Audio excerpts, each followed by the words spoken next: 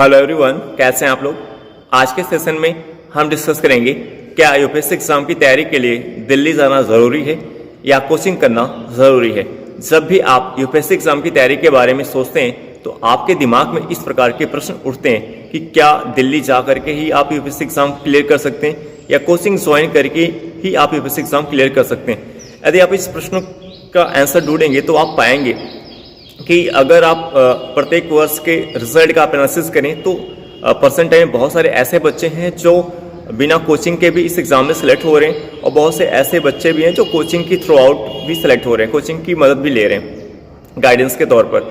और बहुत से ऐसे बच्चे हैं जो दिल्ली ना जा करके अपने होम टाउन में रह करके ही अपने घर पे रह करके भी इस एग्ज़ाम को क्लियर कर रहे हैं। तो अगर आप रिजल्ट का एनालिसिस करें, अगर आप पिछले वर्षों के रिजल्ट का एनालिसिस करें तो आप पाएंगे दो टाइप के स्टूडेंट। एक वो स्टूडेंट है जो कोचिंग ले रहा है, गाइडेंस ले रहा है, सिलेक्शन प्राप्त कर रहा है, और एक ऐसा स्टूडेंट है जो कोचिंग नहीं ले रहा है यानी जो सेल्फ स्टडी कर रहा है वो भी सिलेक्शन प्राप्त कर रहा है। बट अगर इन दोनों में देखें कि सबसे ज़्यादा संख्या किसकी है, अगर यूपीएससी एग्जाम में सफल होने वाले विद्यार्थियों की सबसे ज़्यादा संख्या अगर आप देखेंगे तो उन बच्चों की संख्या है जो सेल्फ स्टडी करते हैं, जो खुद से एफर्ट लगाते हैं, जो खुद से प्रयास करते हैं। इनकी संख्या लगभग 90% से भी ऊपर है।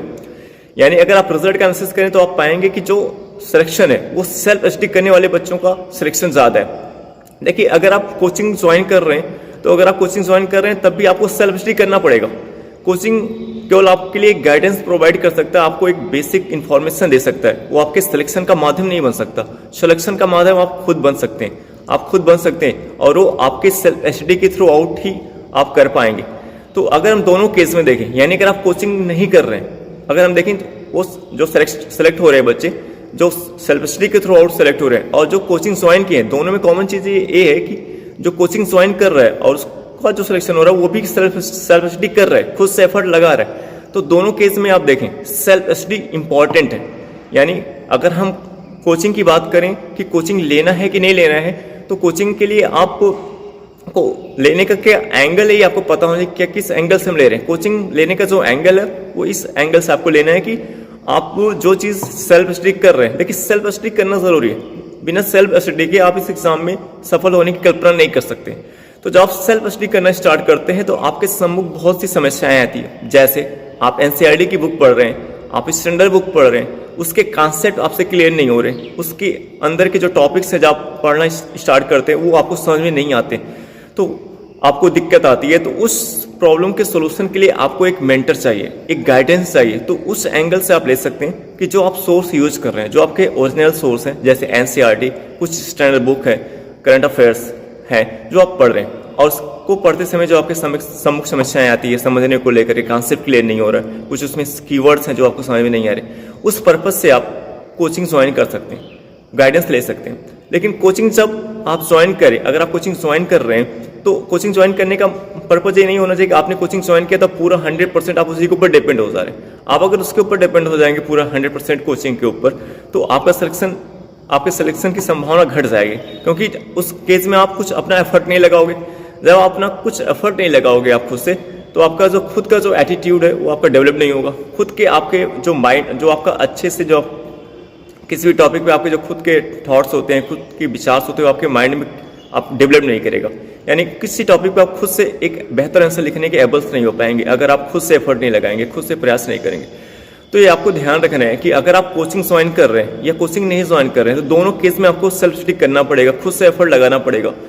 तो अब आपके एक पॉइंट ये भी कि आपका लेवल क्या है। अगर आपका लेवल ये है कि आप एनसीईआरटी की बुक पढ़ रहे हो, स्टैंडर्ड बुक पढ़ रहे हो, और उसको 2-3 रीडिंग करने के बाद फिर आप previous year question paper solve कर रहे हो और आपसे क्वेश्चन बन रहे हैं, तो फिर आपको कोचिंग लेने की जरूरत नहीं है। आप केवल टेस्ट सीरीज ज्वाइन कर सकते हैं, टेस्ट सीरीज पे आप फोकस हो सकते हैं। बट अगर आप ऐसे बैकग्राउंड से आ रहे हैं जहाँ पे आपको दिक्कत आ रही है, आपका जो लेवल है, आपका लेवल है कि आपको दिक्कत बहुत ज़्यादा आ रही है, एनसीईआरटी पढ़ने में आपको बहुत दिक्कत आ रही है, ईस्टर्न बुक पढ़ने में आपको बहुत दिक्कत आ रही है, तो उस केस में आप कोचिंग ज्वाइन कर सकते हैं। यानी कोचिंग ज्वाइन करना भी आपके लेवल के ऊपर डिपेंड करता है कि आपका लेवल क्या है। अगर यदि आपका लेवल एक अच्छा लेवल है, एक बेहतर अप्रोच आपको पता है, एक बेसिक अप्रोच आपको पता है, आपको एक बेसिक नॉलेज है, तो आप कोचिंग ज्वाइन कर सकते हो।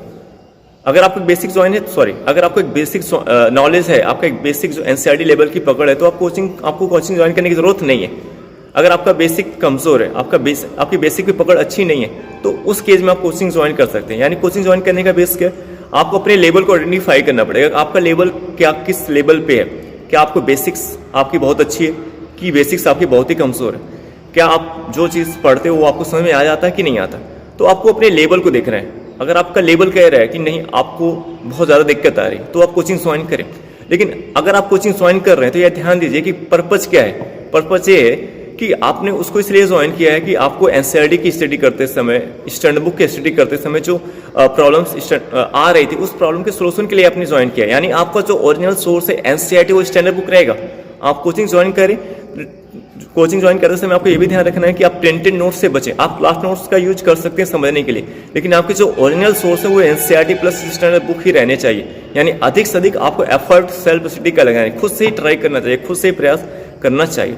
और ऐसा बच्चा जिसका एक बेसिक अप्रोच, एक बेसिक नॉलेज जिसको पता है, उसको बेसिक्स अच्छे हैं, तो उसको कोचिंग ज्वाइन करने की जरूरत नहीं है।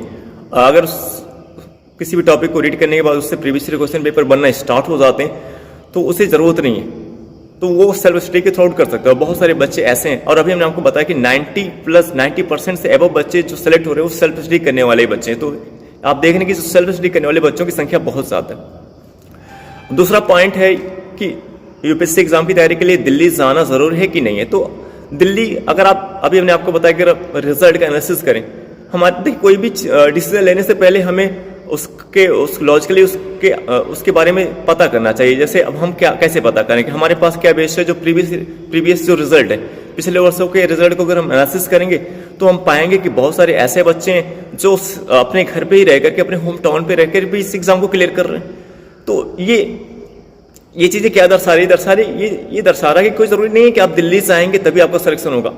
परसेंट टाइम में, अगर परसेंट टाइम की बात करें तो परसेंट टाइम में आपके पास इतने रिसोर्स है यूट्यूब पे, आप ऑनलाइन आप किसी कोचिंग की हेल्प आप ले सकते हैं। यानी परसेंट टाइम की अगर हम बात करें तो एक पॉइंट तो क्लियर है कि ये परसेंट टाइम में आपको इतनी सुविधाएं आपको उपलब्ध है जो आपकी प्रिपरेशन में आपकी बहुत ही हेल्प कर सकती हैं। तो आप घर पे रह के तैयारी कर सकते हो। परसेंट टाइम जो है उसके अप्रोच से देखेंगे तो दिल्ली जाना जरूरी नहीं।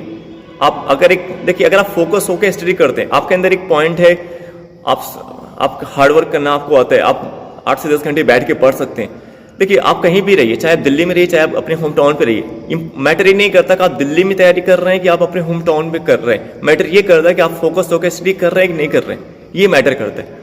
मैटर ये करता है आप दिल्ली रहे, आप चाहे किसी भी बड़े शहर में रहे, ये मैटर नहीं करेगा। मैटर ये करेगा आप चाहे गाँव में चाहे दिल्ली में, मैटर ये करेगा आप फोकस होकर स्टडी कर पा रहे हो कि नहीं कर पा रहे हो। अगर आप गाँव में रहकर, अपने होम टाउन में रह करके फोकस होकर स्टडी कर पा रहे हो, अब जो एक यूपीएससी एग्जाम की तैयारी के लिए जो जरूरत होती है उस रिक्वायरमेंट को आप पूरा कर पा रहे हो, तो फिर आपको दिल्ली जाने की जरूरत नहीं है। और बहुत सारे ऐसे बच्चे हैं जो अपने होम टाउन में रह करके भी यूपीएससी एग्जाम में को क्लियर कर रहे हैं और अच्छे रैंक ला रहे हैं।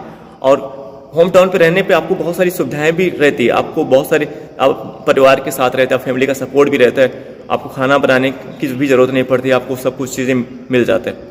तो एक पॉजिटिव, अगर आप होम टाउन पे रहकर अपनी तैयारी करते हो तो आपको बहुत ज़्यादा फायदा भी मिलता है। तो जो जहाँ तक बात है दिल्ली जाने की, देखिए 2015 से पहले की अगर हम बात करें तो उस केस में दिल्ली जाना जरूरी होता था जब यूट्यूब के संसाधन आपके पास नहीं थे। लेकिन आज यूट्यूब के जो रिसोर्स आपके पास, यूट्यूब जो आपके लिए बेहतर प्लेटफॉर्म प्रोवाइड करता है चीज़ों को अंडरस्टैंड करने के लिए, आपकी बहुत ही मदद कर सकते हैं।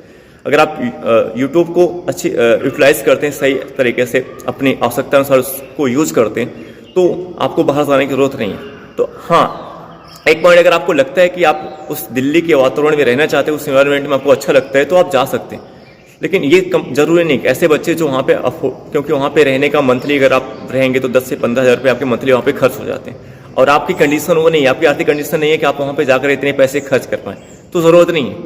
अगर आपको लगता है कि आपके इकोनॉमिक्स कंडीशन पे कोई इम्पैक्ट नहीं पड़ेगा, आपकी आर्थिक स्थिति बहुत अच्छी है, तो आप दिल्ली जाके तैयारी कर सकते हो। और आपको लगता है कि आपकी आर्थिक स्थिति कमज़ोर है, आपको बाहर जाने में दिक्कत आ रही है, तो आप अपने घर पे रह करके उस लेवल के, उस एटीट्यूड, उस एंगल से तैयारी कर सकते हो जो एक प्रीवियस ईयर क्वेश्चन पेपर के थ्रू आउट, एनसीईआरटी के थ्रू आउट, स्टैंडर्ड बुक के थ्रू आउट आप, और किसी मेंटर की हेल्प ले सकते हैं, या यूट्यूब के थ्रू आउट अपनी प्रॉब्लम को सॉल्व कर सकते हैं।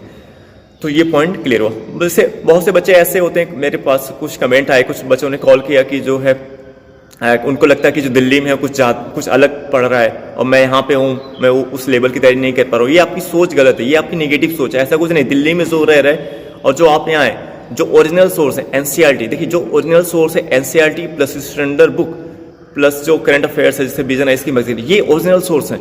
इनको आप घर पे, ये सोर्स आप चाहे दिल्ली में रहें तब भी आपको वहाँ पे पढ़ना पड़ेगा, आप अगर अपने होम टाउन पे तब भी आपको यही सोर्स पढ़ना पड़ेगा। आपको प्रीवियस क्वेश्चन पेपर सॉल्व करना पड़ेगा, यही टेस्ट सीरीज आपको सॉल्व करना पड़ेगा, यही आपके ओरिजिनल सोर्स हैं। तो ये काम आप चाहे वहाँ दिल्ली में रह के करिए चाहे अपने घर पे रह के करिए। तो ये आप अपने दिमाग से निकाल दीजिए कि जो दिल्ली में रह रहा है कुछ चेष्टा कर रहा है, ऐसा कोई, बल्कि जो दिल्ली में वो ज़्यादा कन्फ्यूज है, वो मल्टीपल कोचिंग के नोट्स में ट्रैप में फंस जाता है, वो ज़्यादा कन्फ्यूजन की स्थिति में रहता है। और कुछ टॉपर्स ने ये बात शेयर की जो अपने होम टाउन से क्लियर किया, उन्होंने कहा कि अगर मैं दिल्ली में जाता तो मेरा यूपीएससी एग्जाम क्लियर नहीं हो पाता, क्योंकि उन्होंने वहाँ पे जाकर के जो फील किया अपने लास्ट के कुछ महीने के लिए जो टेस्ट सीरीज ज्वाइन करने के लिए वहाँ पे गए, तो उनको लगा कि यहाँ पे इतने कोचिंग हैं, तो उससे उन्होंने एक डिस्ट्रैक्शन फील किया। तो उन्होंने खुद कहा कि अगर मैं दिल्ली में रहता तो मेरा सिलेक्शन नहीं हो पाता, और उन्होंने अपने होम टाउन पे रह करके उस यूपीएससी एग्जाम को क्लियर किया। तो आई होप डैट ये वीडियो आपको समझ में आया होगा। हम आपसे नेक्स्ट वीडियो में मिलेंगे। Okay bye.